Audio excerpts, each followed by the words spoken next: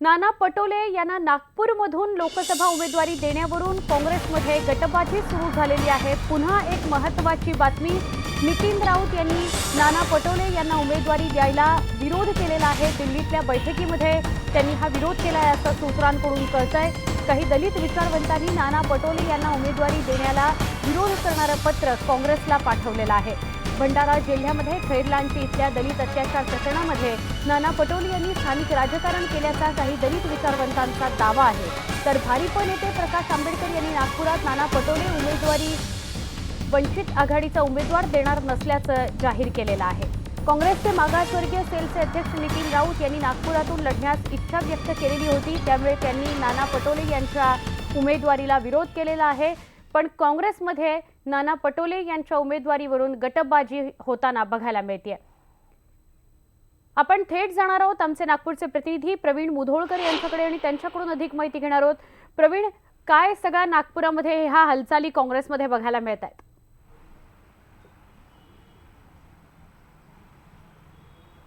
सुवर्णा, मुळातच नागपूर काँग्रेसमध्ये गटबाजी होती आणि आजच्या आघात ती आहे हे ज्या बातमीवरून दिसतंय। आणि गटबाजी थांबवण्यासाठी नाना पटोले यांना या ठिकाणून उमेदवारी देण्यासंदर्भातल्या हालचाली सुरू झाल्या। पण आता नितीन राऊत जे मागासवर्गीय सेलचे अध्यक्ष आहे राष्ट्रीय काँग्रेसचे, त्यांनी दिल्लीत जी बैठक झाली होती नाना पटोले यांना नागपूरहून तिकीट देण्यासंदर्भात, त्या बैठकीमध्येच खैरलांजीमध्ये स्थानिक राजकारण नाना पटोलेंनी केलं असा दावा केला होता आणि तेव्हा त्यांनी विरोध त्या बैठकीत केला होता।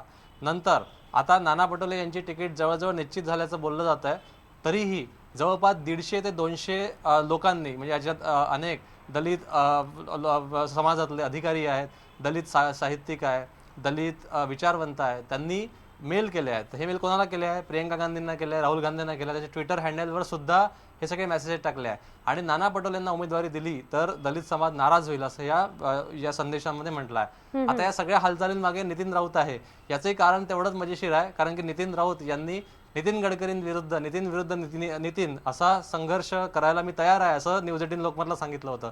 आणि दीक्षाभूमी विरुद्ध संघभूमी असं नागपूरमध्ये लढण्यासाठी मी तयार आहे असंही सांगितलं होतं। त्यामुळे नितीन राऊत यांच्यामुळे आता नवा एक वाद पेटलेला आहे। पण आता उमेदवारी पूर्वीच नागपूर लोकसभेत गटबाजी दिसते।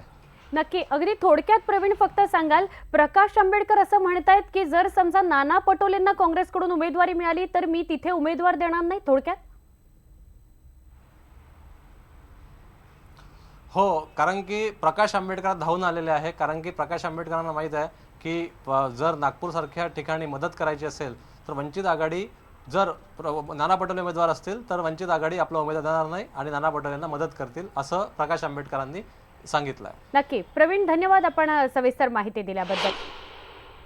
आणि आता अजून एका महत्त्वाच्या घडामोडीकडे आपण वळूया। सुजय विखे पाटील आज भाजपमध्ये प्रवेश करणार आहेत अशी जोरदार चर्चा आहे। याबाबत सुजय विखे पाटलांनी नगरमध्ये बैठक घेतली आहे। यावेळी आपला निर्णय झाला असून आज 12 वाजता सगळ्यांना तो निर्णय कळेल असं सूचक वक्तव्य त्यांनी केलेलं आहे। सुजय विखे पाटील यांच्या प्रवेशानंतर राधाकृष्ण विखे पाटील विरोधी पक्षनेतेपदाचा राजीनामा देण्याची तयारी सुरू झालेली आहे असंही सूत्रांकडनं कळत आहे। मुलगा भाजपमध्ये प्रवेश करत असल्यामुळे नैतिकतेचा प्रश्न म्हणून राजीनामा देण्याची शक्यता आहे असं सूत्रांकडनं कळत आहे। लवकरच योग्य तो निर्णय विखे पाटील घेतील